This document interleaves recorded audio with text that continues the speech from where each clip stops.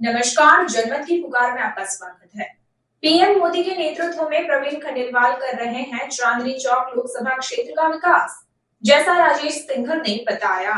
Rajasthali apartment Pitampura के निवासी व भाजपा नेता राजेश सिंघल ने प्रधानमंत्री नरेंद्र मोदी और चांदनी चौक से सांसद प्रवीण खंडेलवाल की जमकर तारीफ की है। राजेश सिंघल ने कहा कि जैसे ही मन की बात में प्रधानमंत्री मोदी ने एक पेड़ मां के नाम लगाने का आह्वान किया, हमारे सांसद प्रवीण खंडेलवाल लगातार क्षेत्र में जगह जगह जाकर वृक्षारोपण कार्य कर रहे हैं। उन्होंने ये भी कहा कि प्रवीण खंडेलवाल आम लोगों से मिलकर उनकी समस्याओं को सुनकर तुरंत निदान करने का प्रयास जो कर रहे हैं वह काबिले तारीफ है। जनमत की पुकार के मुख्य संपादक आर.के. जायसवाल से बातचीत में राजेश सिंघल ने कहा कि जीत के बाद प्रवीण खंडेलवाल के निवास पर वे बधाई देने पहुंचे थे, जहां प्रवीण खंडेलवाल बड़े शालीनता से सबको धन्यवाद देते हुए क्षेत्र के विकास कार्यों के योजनाओं का जिक्र कर रहे थे। राजेश सिंघल ने आगे क्या कुछ कहा, सुनिए। नमस्कार, मैं आर.के. जायसवाल और आप देख रहे हैं जनमत की पुकार। एक पेड़ माँ के नाम, इस अभियान को कैसे आप लोग जमीन पर उतार रहे हैं? जायसवाल जी, बहुत बहुत आभार आपका, बहुत स्वागत है आपका। एक पेड़ माँ के नाम, ये वास्तव में जब मन की बात कार्यक्रम का 111वां एपिसोड हमने 30 जून को अपने घर पे आसपास के जितने भी लोग थे बड़ी संख्या में आकर के हम लोग सब मिल करके देखे, सुने। मोदी जी ने हम सबको एक संदेश दिया, माँ की आंचल की छाँव। जब उन्होंने पर्यावरण माने उनके हर संदेश में एक नहीं कई लाभ निहित होते हैं। पहला लाभ तो ये था पर्यावरण के लिए पौधे को लगाना, दूसरा माँ के प्रति एक समर्पण की भावना, तीसरा जो माँ के आंचल की छाँव वो कैसे मिले माँ के नहीं रहने पर, इस बात का भी प्रधानमंत्री मोदी जी ने ध्यान दिया और उन्होंने अपने संदेश में ये कहा कि माँ के नाम एक पेड़ लगाना। मैंने उसी समय ये संकल्प किया और उनकी इस संदेश को जब मैंने सुना तो आत्म विभोर हो गया और माँ एकदम से अनायास ही माँ का वो प्यार, वो आंचल मेरे आँखों के सामने से लहराता हुआ दिखा। मैं दूसरे दिन ही जा कर के एक पौधा लगाने का काम किया, पेड़ लगाने का काम किया और मैं प्रतिदिन उसमें पानी डालता हूँ और ऐसा लगता है कि उस वृक्ष से जब बात करता हूँ तो माँ के रूप में वो वृक्ष अब मुझे दिखने लगा। इसी कड़ी में हमारे जो सांसद महोदय प्रवीण खंडेलवाल जी, उन्होंने भी इस चीज़ को हम लोग तक पहुँचाने का काम किया तुरंत ही और वो हमारे क्षेत्र में आए भी, सभी जगह वृक्ष भी लगाए, हम लोग भी वहाँ इकट्ठे हुए और मोदी जी की कृपा से हमें एक ऐसा सांसद मिला है कि जो उन्होंने चुनाव के समय में 6 महीने में अपने सारे वादे पूरे करने का वादा किया था, परिणाम आने के 6 दिन के अंदर ही उन वादों पर क्रमबद्ध तरीके से काम करना उन्होंने शुरू किया, जिसमें जन चौपाल भी मैंने देखी, उनकी जन संवाद भी देखा। हम जैसे छोटे कार्यकर्ताओं को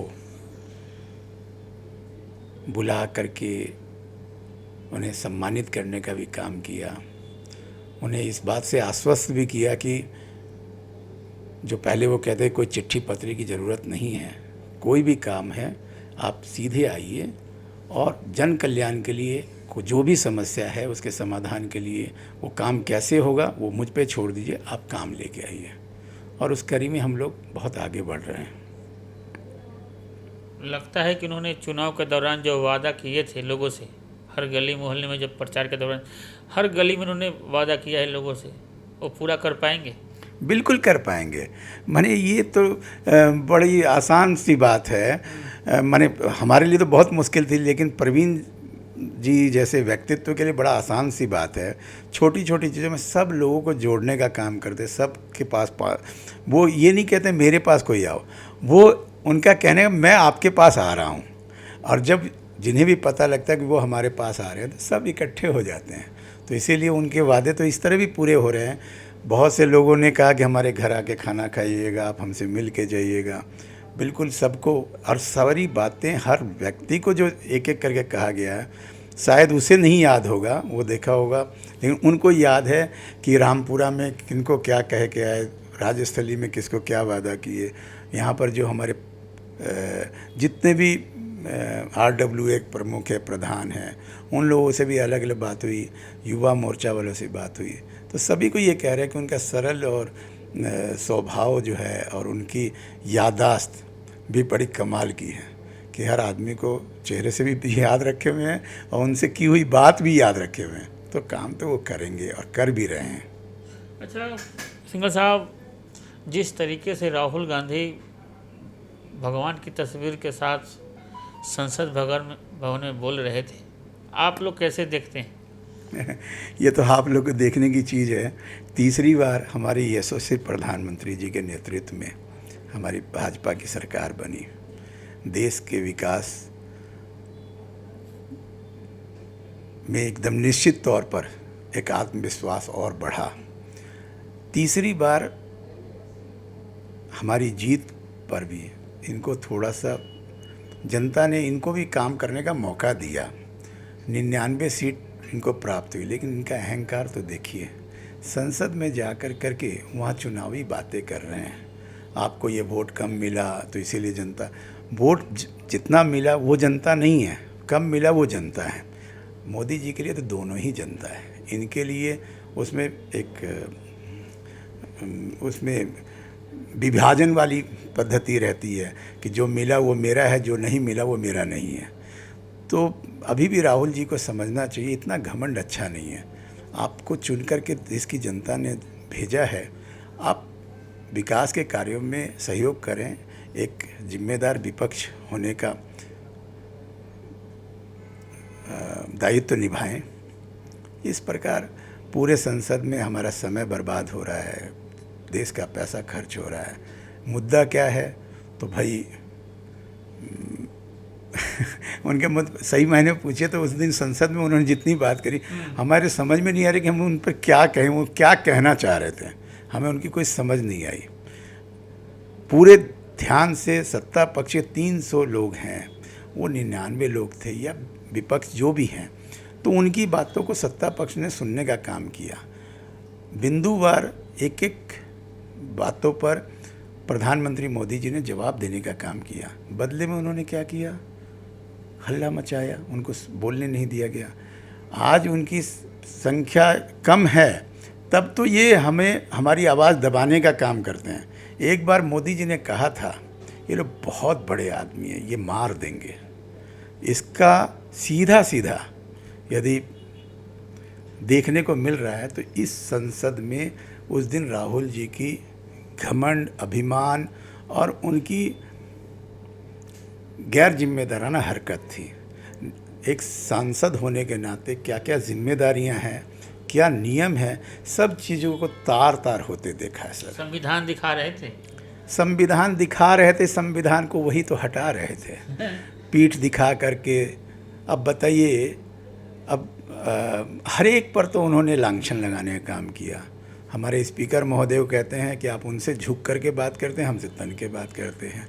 अब छोटे आदमी जो उम्र में छोटा हो उससे भी झुक कर करके, तो ये संस्कृति जब राहुल जी देना चाहते हैं देश की जनता को तो देते रहें।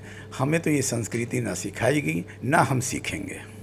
सिंघल साहब, अगर हम दिल्ली की बात करें, राजधानी दिल्ली में, तो आपके यहाँ पानी वगैरह आ रहा होगा, सही पानी मिल रहा है दिल्ली वालों को? और दूसरा हमारा जल भराव को लेकर के है, जब बहुत पानी तो कैसा आ रहा है, ये तो आपके घर भी आ रहा होगा। केजरीवाल जी ने जो है ना, वो हमें याद आ गया, वो पानी पिलाने का काम कर दिया और वो पानी हम लोग पी नहीं पा रहे हैं सर। ये पानी फ्री है, फ्री नहीं, वो बोले पानी पिला दूंगा, तो वो पिलाने वाला काम किए हैं। चारों तरफ तो जायसवाल जी पूरा गंदगी का अंबाट, कूड़े का ढेर, हर चीज़ के लिए पता नहीं क्या क्या कहा उन्होंने। और बिल्कुल विपरीत, ना तो सड़कें साफ़ हुई, ना जल भराव ख़त्म हुआ, ना नालियाँ साफ़ हुई, ना कूड़े का ढेर हटा, ना माने जो पहले कह रहे थे हमारे पास एमसीडी नहीं है, हमें काम नहीं करने दिया जाता, उसके पहले कहते हमारे पास विधानसभा नहीं है, काम नहीं। जनता हमारी भोली भाली जनता को न जाने किस किस प्रकार से एक इमोशनल कार्ड खेल कर करके और उनको बहलाने फुसलाने का काम करते हैं। कोई काम माने पानी, अभी थोड़ी सी बारिश हुई थी, हर जगह ओवरलैपिंग हो गई। ऐसा लगता है कि जमुना जी जो है घर घर पहुंच गई। बसें, गाड़ियां, सब माने क्या बात करते हैं सिंघल साहब, पीछे तो हरियाणा में भाजपा की सरकार है, वहाँ से तो पानी आई ही नहीं। जल मंत्री आती थी, लगातार आरोप लगा रही थी कि हरियाणा सरकार पानी दे, अनशन पर भी बैठी, बाद में हॉस्पिटलाइज होना पड़ा उन्हें। इनको आरोप लगाने के अलावा आता क्या है? कार्य करना तो आता नहीं है। आरोप लगाना बहुत आसान है। राहुल जी ने क्या किया? आरोप लगाने का ही काम किया। हमने उसकी सब सारी बातें, झूठी बातें कर करके भरमाने का काम करते हैं।